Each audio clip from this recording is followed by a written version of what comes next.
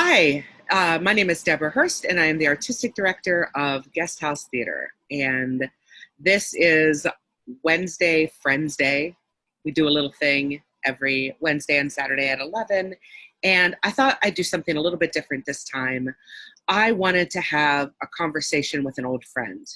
We're both in the industry. We've both been affected by the COVID-19 pandemic in different ways, and in ways that are in some ways unique to theater artists. And so I wanted to have a conversation. And so I invited my dear friend, Stuart Mott, to join me today just to have a talk. Hi, Stuart. Hi, Deb. Thank you for joining me today. Well, happy to be on the show. It's not a show. We're just having a conversation. Oh. Yeah, I've never done this before. This is just sort of let's see what happens. I can't Yeah, edit. no, this is fun.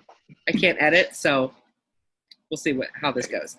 But so I just wanted to start off by letting everybody know how we met.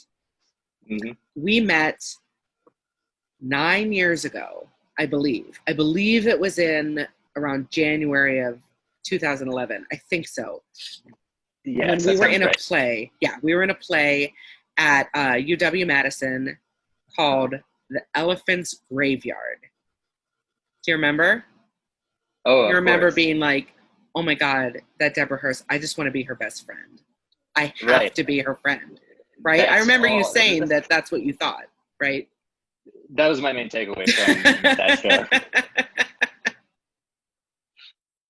Well, the truth is that, like, I was just talking to someone the other day about how funny it is in theater that, you become friends because you're in these experiences in these shows with a vast variety of ages.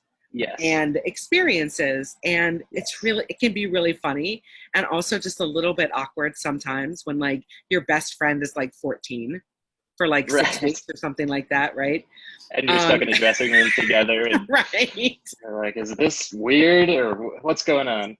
Or like the time I was in A Christmas Carol, I had for 6 weeks, this 9-year-old was like my best friend. And then on the last show, it's like, oh, I guess we're not going to be Facebook friends, so I guess I'll see you later. Have fun at school, I guess. Talk to you. Maybe I'll call your mom. Like, I don't even know. It was so weird. But you develop those really strong connections. And I remember when we were in Elephant's Graveyard, I was like, this guy is so fun. I want to be his friend. I want Stuart Mott to be my friend. Wow. And so I kind of just always hung out. And I was like, well, what'd you say? What was that? It was really funny. You want to be my friend? I didn't notice. You stroked my ego so well that it flew right over my head. Excellent. I was also a 19-year-old college freshman at the time who was gangly and trying to figure her life out. So you were adorable. Adorable. You were like what? The steamroller, the steam engine operator. Yeah. What did you do? Yeah, the crane operator or something that hung the elephant. Steam shovel. Yeah, that's right. Because they hung it off a shovel. That's right. You pretty much killed the elephant. That was you. Yeah, the actual act, right. Right, yeah. You did it. Yeah, that was fun. Did it feel good to play like a murderer when you were 19? Yeah. I had so much totally angst. Kidding. I know. I'm totally kidding. So that's how you and I met, and that was like 9 years ago. Yeah. And we've been friends ever since. Yes. So great. Yeah, look how far we've come. You're a mother now and an artistic director. You're a musical director at Second City. Yes. At Second City. That's where I am now. Or was until the pandemic obviously shut everything down. Yeah. So catch me up a little bit. So you were the music director, one of the music directors at Second City, and you did the touring shows because you've come here to Madison a few times. I've seen your show several times. Yes, that's right. I forget that too sometimes. Yeah, we've been up to Madison twice. Played the Overture, both of the big stages, which was so fun. It is fun. It is fun. Right. Yeah, just to be in that space. And you're right. I have been music directing one of the touring companies at Second City for the last couple of years, up through March, and we were slated to go to California in the middle of the month. Mm-hmm. And it wasn't such an abrupt shutdown, because I had been in the hospital. Here you go. In February, I had to have some emergency operations done. And when I was in the downtown Chicago hospital, then they had maybe 1 or 2 cases of COVID in the hospital. Okay.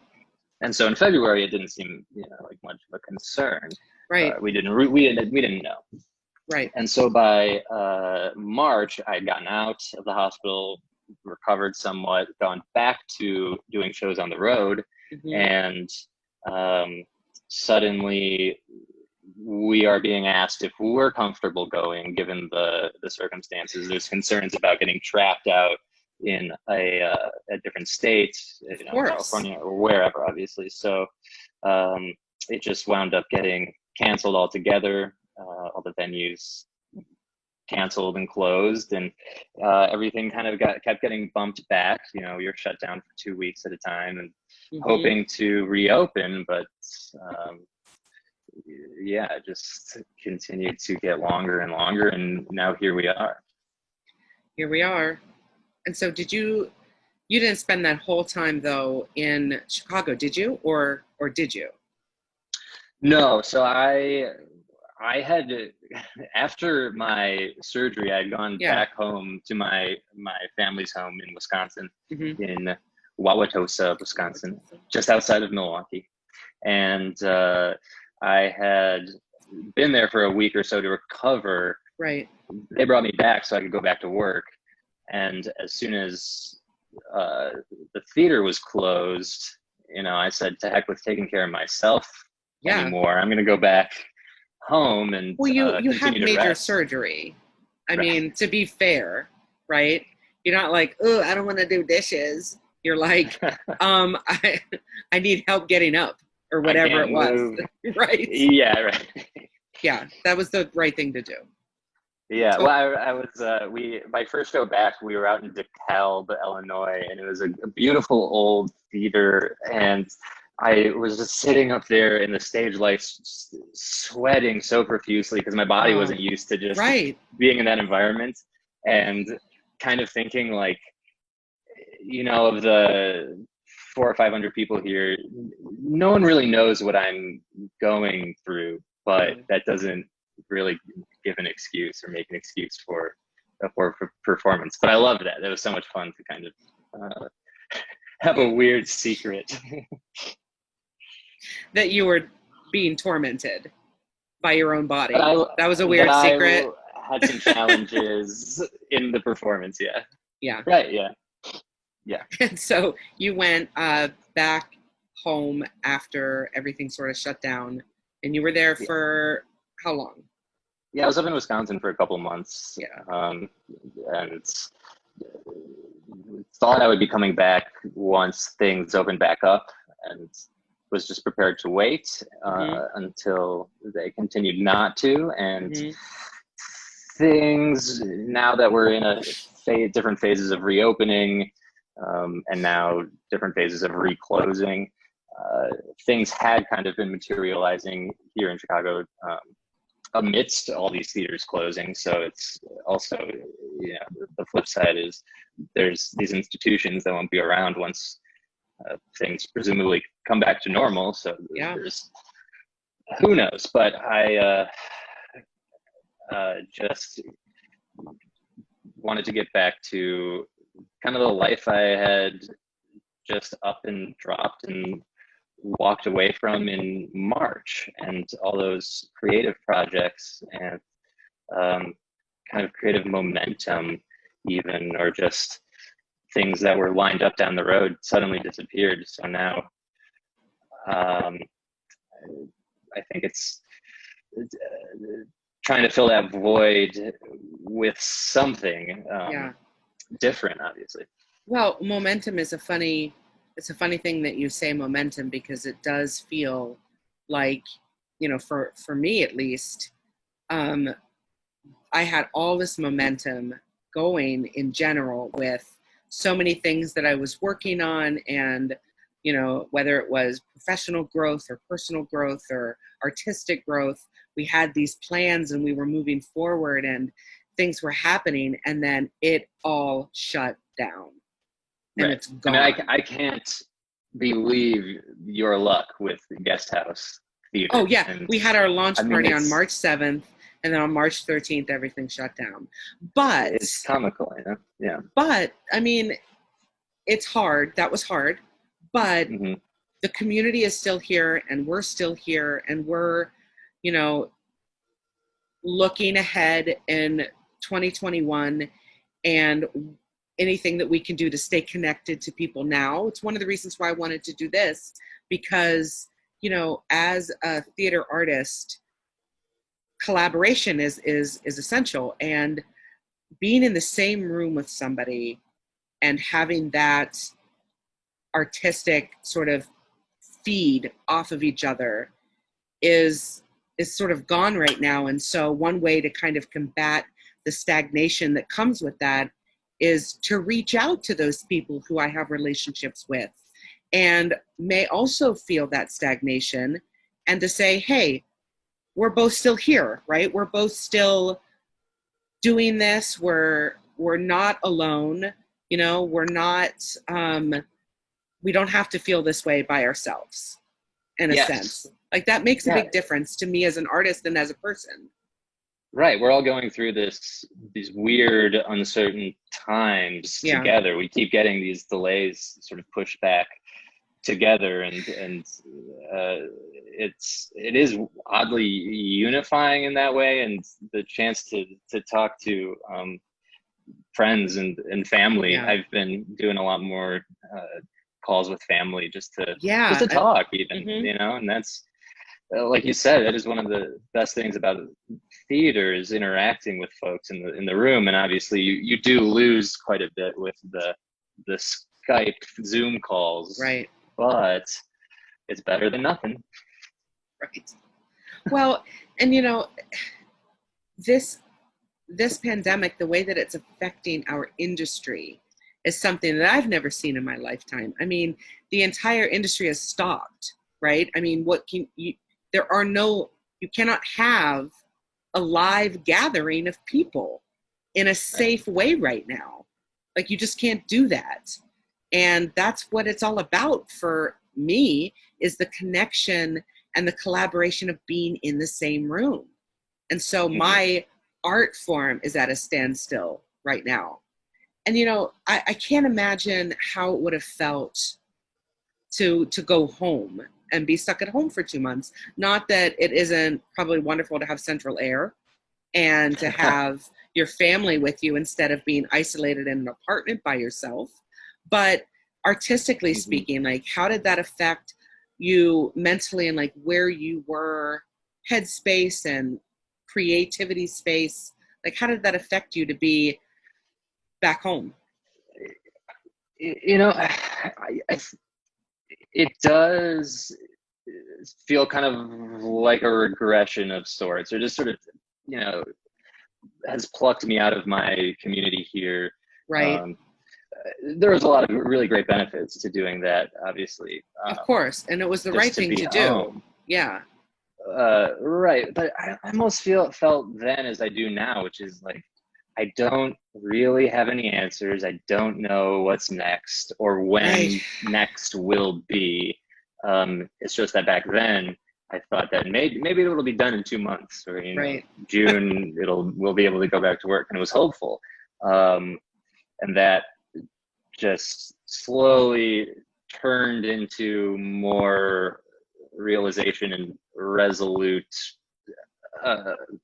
waiting, I guess, to really hunker down and realize we're in this likely for the long haul, and how to cope with that, I guess, now. How are you coping with it? I'm watching a lot of Netflix and going on a lot of walks. No, I am trying to do those things that I've been meaning to just do in life, like prioritize personal health. There's Doing a lot of stretching. Doing a lot of stretching. Doing a lot of stretching. I mentioned like that yesterday. Yoga instructor from where? Where was the yoga instructor from? On the oh my gosh! So yeah, Stuart Stuart worked on a cruise ship with Second City, right? Yeah. And so there was a yoga instructor that told him he really needed to add some more stretching into his daily routine. Because how much stretching was in your life? Like, was there zero? Absolutely none. It was embarrassing. I was trying to touch my toes, and he was kind of just. And it was a passenger class, so everyone who showed up had an interest in yoga. And of course. My family cruised one weekend, so my sister, who is into yoga and actually teaches some of it, wanted to go. So I said, "Yeah, I'll tag along." And I got to be humiliated in front of my peers and family at 7 a.m. or whatever. I love it. Ridiculous hour. Yeah, but I mean, it's part of it. Though. I'm trying to sort of like be a more holistic person and eat healthy. Just realizing with health and everything that it's also interconnected, and your mental well-being. So trying to stay active and purposeful and all those things. Yeah, I mean, it's not a perfect battle. You know, there's days that are ups and downs, and but it's been a good opportunity to reset in some regards, and just get in from that chaotic touring life, which I love very much, but does take a toll. And 2 years is a long time to be doing it. So by the time I had those complications, and by the time everything shut down, I was almost grateful for a break. I have also felt like this pandemic has had an opportunity for recovery from the way that we feel we need to live our lives in some ways, right? Now, it has come at the cost of quite a lot of things that are dear. But it doesn't mean that I don't appreciate some of that time of recovery. Even if it's just like, I have cooked more.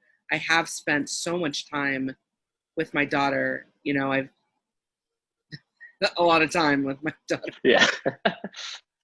Which is wonderful. She's so wonderful, but she's 3. Yeah. And so I do miss, although our conversations are fascinating, I miss comprehensive conversations, coherent conversations sometimes too, like this. Yeah, we're so into well, thanks.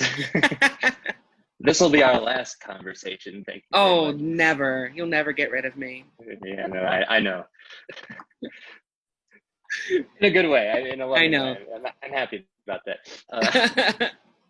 But I was thinking about that because my experience in this quarantine is so different from yours. Having a child and having a partner, and mine being of a lot of isolation, just in a studio, and how maybe this is very simplistic and evident, but that we're just so deep into this one groove of ours, and I feel so thirsty for just someone else's kind of world again, to get into their rut, or just to be in their headspace. And I think that goes back to just missing being in a room with folks and getting to collaborate like that. Well, yeah, and just having other energy around you that is inspiring, right? Yeah, exactly. Miss laughing with people all the time. Well, and that's why I wanted to do this, right? Have a conversation with a friend of mine who is also experiencing this loss in the same industry that I'm experiencing it in, and there are similarities to our current situations, but there are clearly differences. But at the end of the day, the most important thing is connecting to each other and being there for each other, right? And this is how I keep sort of that inspiration and artistic creativity going and feel even just a little bit less stagnant, is by reaching out and talking and connecting with you and other friends and saying, how are you? What's going on with you? You know, let's talk about this. This is insane, or whatever it is, right? Yeah, right. Like, I Whatever you want to already do. feel better. I already feel more inspired than I did before we started talking. And that was, Yes. you know, a part of that, though, is that I was remembering as we were talking that amazing time when you were staying at our house because you were in Fiddler on the Roof over at CTM, because you had already moved to Chicago, but you came back up to do Fiddler on the Roof. And you played the most convincing Elijah at my Seder dinner. Yeah. You must have just been channeling something from Fiddler on the Roof. It was just like, you know, because you had a show that night, and we had Seder dinner, and so you were coming late, and so you did come right when That's right. Elijah should come. I never broke character for that entire night from the show. No, it was beautiful. On the way back to your apartment and onward, yeah. God. No, thank you. That means the world to me to hear. I didn't even realize, like, I didn't even remember that you had taken a tablecloth and like tucked it in your backpack, because when you came in with that around you, it just felt so natural, right? It was just like so natural. Thank you. And that's really what I tried to bring to the table, is naturalism and organic appearances with tablecloths. Stuart Mott, don't be a stranger. We can't be. You have my Zoom number. Yeah. I do. I do. And I have a lot of things, a lot of personal information that you can't ungive me. I know. No, you're a really good friend. You're a really good friend, and I'm sorry that you're dealing with this too. Right? I'm sorry that you are, and I genuinely mean that, because we're all so affected deeply, but if we can keep our connections alive, then as artists we can survive this, right? Yeah, I think it's about keeping that flame alive, and like you said, this was inspiring, and if it's helpful to listen to, I hope it's inspiring in some way, but it feels like, I hope we haven't lost everybody who was listening at the beginning, because it's going so long. Right. But I will say, how about this? If nothing else, it's helped me for sure, and has just reminded me that it's maybe the hard thing, or the uncomfortable thing, or the unnatural thing in my case, that I don't like Zoom call. I never did before this. Me neither. You're starting to get used to them, but you make yourself a little uncomfortable, or try something new, and you never know what could happen, you know? But just keep stretching, keep working that in. Yes. Just a little, right? Just it's important. It's important. Try and a lot of walks. Try and reach those toes. Get there. I believe in you. I think you can. That'll be a long time, yeah. And I'll leave a glass of wine and an open door for you for the next time that you show up at my apartment, which shouldn't be right now, because we need to stay at home. Yeah, so wait till this is over, okay? But the wine will be there. Well, thanks. Thanks for joining me, Stuart. We'll Absolutely, keep in touch. My pleasure. All right. Will do. Bye. I did.